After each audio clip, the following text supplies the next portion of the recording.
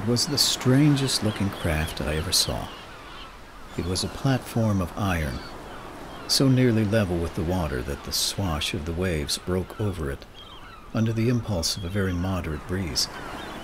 And on this platform was raised a circular structure, likewise of iron, rather broad and capacious, but of no great height. It could not be called a vessel at all. It was some machine, and for lack of a better similitude, it looked like a giant rat trap. It was ugly, questionable, suspicious, evidently mischievous. Nay, I will allow myself to call it devilish. Nathaniel Hawthorne.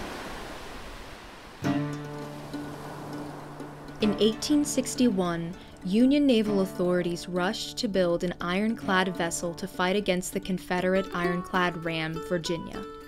They settled on a revolutionary design submitted by Swedish inventor John Ericsson.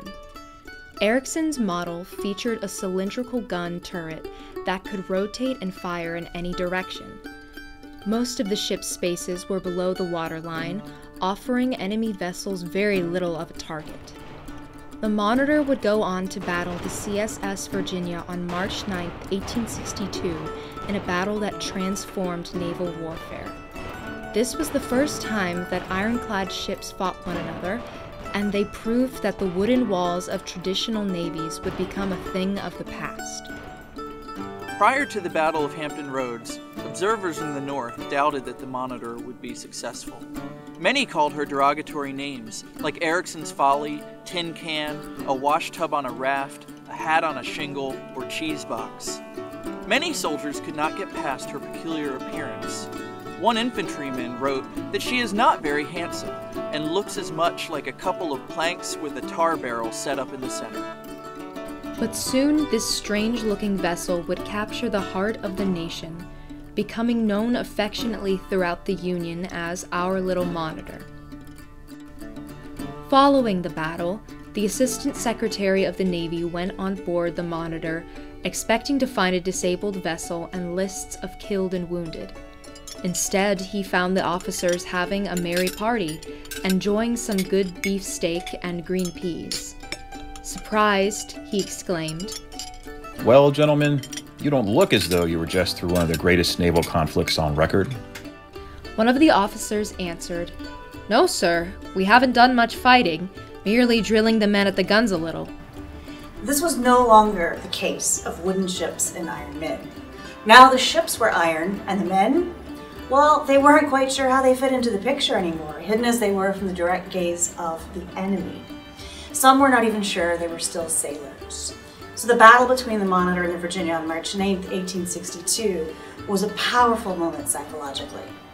I felt a peculiar sensation.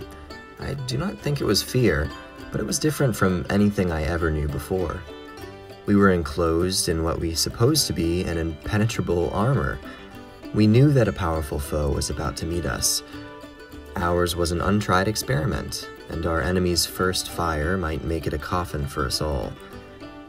I think we get more credit for the mere fight than we deserve. Anyone could fight behind an impenetrable armor. Many have fought as well behind wooden walls or behind none at all. There isn't even danger enough to give us any glory. William F. Keeler, Paymaster, USS Monitor. Astute observers began to recognize what Keeler had experienced. Fighting aboard an ironclad vessel was fundamentally different from serving on a wooden warship. All the pomp and splendor of naval warfare are gone by. Henceforth there must come up a race of enginemen and smoke-blackened cannoneers who will hammer away at their enemies under the direction of a single pair of eyes. And even heroism will become a quality of very minor importance, when its possessor cannot break through the iron crust of his own armament and give the world a glimpse of it. Nathaniel Hawthorne. At least one woman living near Washington, D.C. was furious at the praise heaped upon the sailors of the Monitor. Her husband was serving on a wooden vessel in the Union Navy. "I am disgusted that the officers and crew of the Monitor should be so noticed when those of the Cumberland are unmentioned.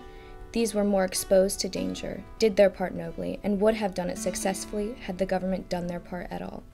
Elizabeth Blair Lee. Soon after the war, Herman Melville captured this new reality when he wrote of the Battle of the Ironclads in a poem entitled A Utilitarian View of the Monitor's Fight. Melville noted that plain mechanic power replaced banners, and that war now belonged among the trades and artisans. Herman Melville, the author of the 1851 American classic Moby Dick, hated the idea of a machine claiming all the glory. Melville's novel celebrated rugged, flawed men pitting themselves against the forces of nature during the Age of Sail. He found nothing glorious about a clanking, emotionless ironclad. Yet this was battle, and intense, beyond the strife of fleets heroic. Deadlier, closer, calm mid-storm. No passion, all went on by crank, pivot and screw, and calculations of caloric. War yet shall be, but the warriors are now but operatives. War's made less grand than peace. Herman Melville.